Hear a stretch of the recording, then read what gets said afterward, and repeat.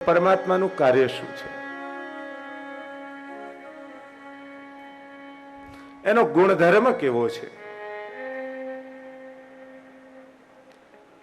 વિશ્વોત્પત્યાદિ હેતવે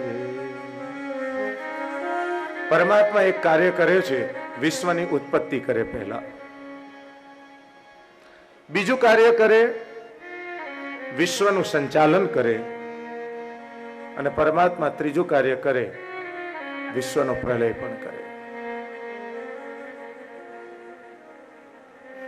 ઘણી વખત એવો પ્રશ્ન થાય કે પરમાત્માને જો આ વિશ્વનું સર્જન કર્યા પછી વિશ્વનો પ્રલય કરવો હતો તો વિશ્વનું સર્જન કર્યું શા માટે?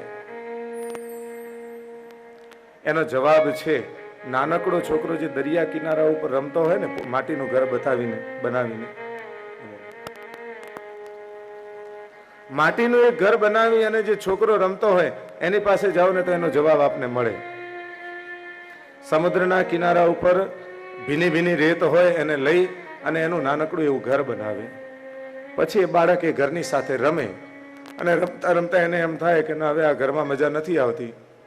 એટલે શું કરે? ઊભો થઈને પોતાના પગથી એ ઘરને તોડી નાખે અને એ જ માટીમાંથી પાછું નવું ઘર સર્જન કરે, નવું ઘર બનાવે.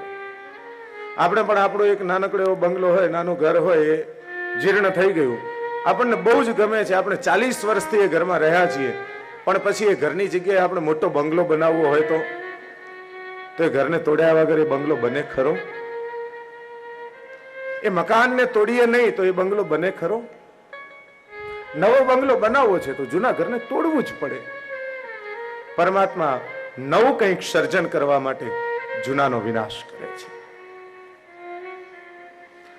એક ભાઈનો એવો પ્રશ્ન આવ્યો કે શાસ્ત્રીજી, આપ જે કથા કરો છો, કથાની અંદર, ભાગવતજીની કથાની અંદર કૃષ્ણની જ કથાઓ બધી, વિષ્ણુ ભગવાનના જ અવતારોની કથાઓ આવે, તો ભગવાન વિષ્ણુએ જ આટલા બધા અવતારો શા માટે લીધા?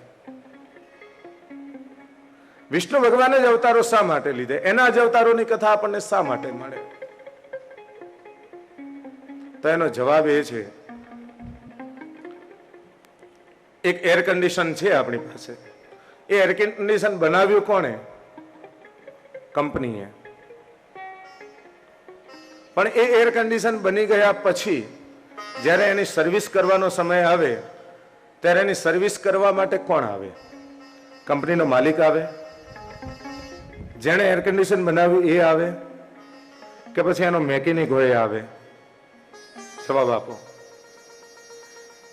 એસીને સર્વિસ કરવા માટે ઘરમાં કોણ આવશે? કંપનીની અંદર એસી બનાવવા વાળો આવશે કે એસીના માટે જેની નિમણૂક થઈ હોય કે તમારે એને રિપેર કરવાનું એ આવે? જેનું કાર્ય છે રિપેર કરવાનું એ જ આવે. તો આ સૃષ્ટિનું સર્જન કોણે કર્યું? સૃષ્ટિનું સર્જન બ્રહ્માજીએ કર્યું. તો સર્જન કરવા વાળા બ્રહ્માજી છે, પણ પાલન કોણે કરવાનું છે? તો વિષ્ણુ ભગવાને. હવે એમનું કાર્ય છે કે જગતને ચલાવવું. કઈ રીતે જગતને ચલાવવું?